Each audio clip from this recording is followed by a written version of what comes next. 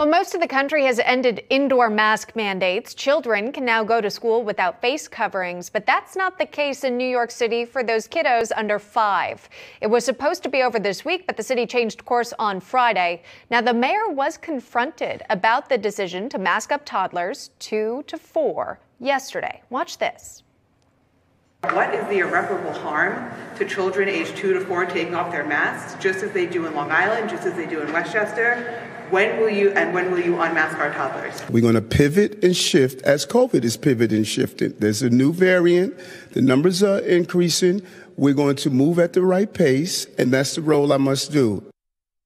All right. So the woman who asked the question apparently worked for the city as an attorney and ended up getting fired after that. Now, the city denies it had anything to do with her challenging the mayor. Joining us now to discuss is Republican New York City Councilman Joe Borelli. Also with us, Democratic New York congressional candidate Maud Marin. Great to see you both. Thanks for coming on today. And Maud, we'll start with you. This decision by Mayor Adams to reinforce mask mandates for kids ages 2 to 4, what do you make of that? Do you support that idea?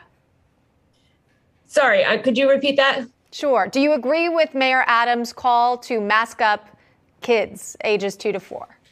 Oh, most certainly not. We have been, myself and many other parents have been campaigning against this for a long time. In fact, we campaigned long and hard to get masks off the kindergarten through 12th graders in New York City. We shouldn't have had to, because the evidence and the data was very clear that children could safely be in school. We knew transmission was lower in school than it was in the general community. And we also know, and have known for a long time, that COVID is a very age stratified disease.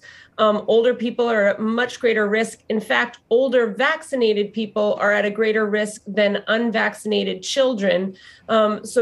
School should really be a place of normalcy for all children, including toddlers. Sure. And that's what we heard from the mom who was speaking out. She was asking for clarity as to why the mayor would go back on his promise to unmask the kids April 4th.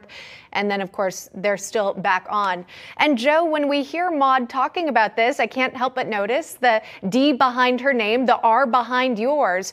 This is something across the party lines that you two can come agree on.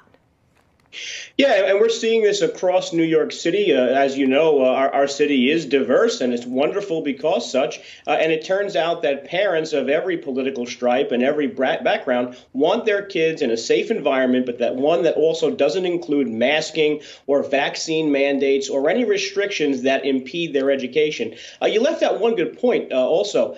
On Friday, we also won a court decision where a judge actually found that the mandate for masking toddlers was arbitrary and capricious, which is the standard. It's arbitrary and capricious because even though there might be a slight spike in cases, these are people who are of the least risk. If there was a slight spike in cases and the mayor decided to mask up seniors or people in hospitals, maybe you could make the argument that it's not arbitrary or capricious. But you're picking a population that has almost non-existent threat from COVID and then sort of blaming them for the spike. I mean, that's essentially what he's doing. He's saying if we don't mask these toddlers, it's going to get worse. That just isn't true.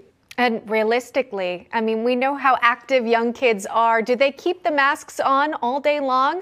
Well, the New York Post asked some preschool directors, daycare directors, and they said, I'm not going to send another memo over to the parents to confuse them. We can't continue to have all these changes. It's very disruptive. Young children need consistency, and the messaging is not consistent. They're taking the mask off for lunch, for rest, when they're playing outside. Then they're putting the mask back on.